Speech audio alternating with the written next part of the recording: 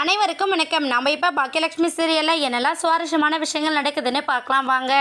நம்ம பாக்கியா எந்த பிரச்சனையும் இல்லாமல் இந்த கேன்டீனை சக்ஸஸ்ஃபுல்லாக நடத்தி அதில் ஜெயிக்கணும் அப்படின்னு நீங்கள் நினச்சிங்கன்னா இந்த வீடியோக்கு ஒரு லைக் போடுங்க.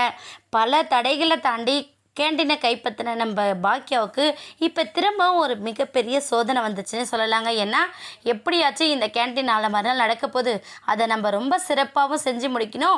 வர கஸ்டமர்ஸ் எல்லாருமே நம்மக்கிட்ட லைக் பண்ணி சாப்பிட்ணும், அதை அவங்களுக்கு ஹெல்த்தியாகவும் இருக்கணும் அப்படின்னு சொல்லிட்டு ஒவ்வொரு விஷயத்தையும் பார்த்து பார்த்து பண்ணிக்கிட்டு இருக்காங்க.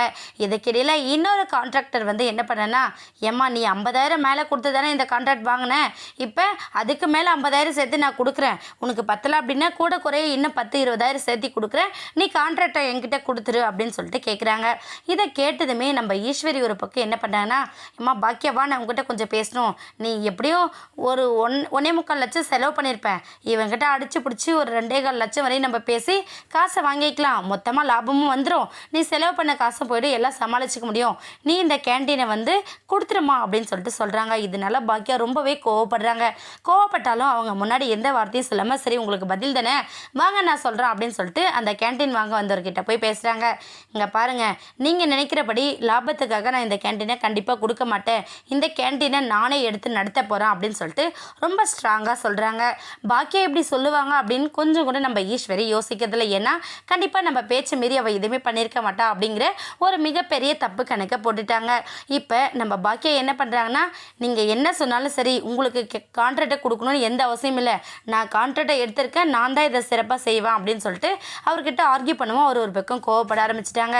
ஒன்று என்கிட்ட கேன்டீனை கொடுத்துருங்க, அப்படி இல்லைன்னா உங்களால் அந்த கேன்டீனை சக்ஸஸ்ஃபுல்லாக பண்ண முடியாது, நான் பண்ணவும் விட மாட்டேன் அப்படின்னு சொல்லிட்டு ரொம்ப டைரெக்டாகவே மிரட்ட ஆரம்பிக்கிறாங்க.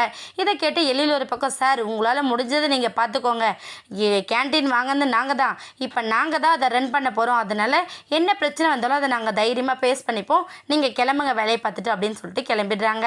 உடனே நம்ம பாக்கியாவும் எழிலும் உட்காந்து ரொம்ப ஃபீல் பண்ணுறாங்க.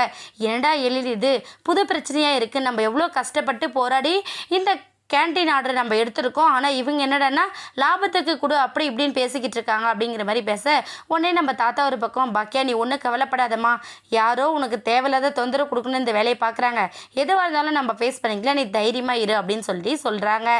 இதையெல்லாம் கேட்டு நம்ம பாக்கியா ஒரு பக்கம் ஆறுதல் அடைஞ்சாலும் கூடிய சீக்கிரம் நம்ம ஈஸ்வரி இதுக்கு எதிராக திரும்ப போகிறாங்க. என்ன பண்ண போகிறாங்க, நம்ம பாக்கியா எப்படி அதை ஃபேஸ் பண்ண போகிறாங்கன்னு வெயிட் பண்ணி பார்க்கலாம். இந்த வீடியோ உங்களுக்கு பிடிச்சிருந்தா மறக்காமல் நம்ம சேனலை சப்ஸ்கிரைப் பண்ணுங்கள். தேங்க்யூ.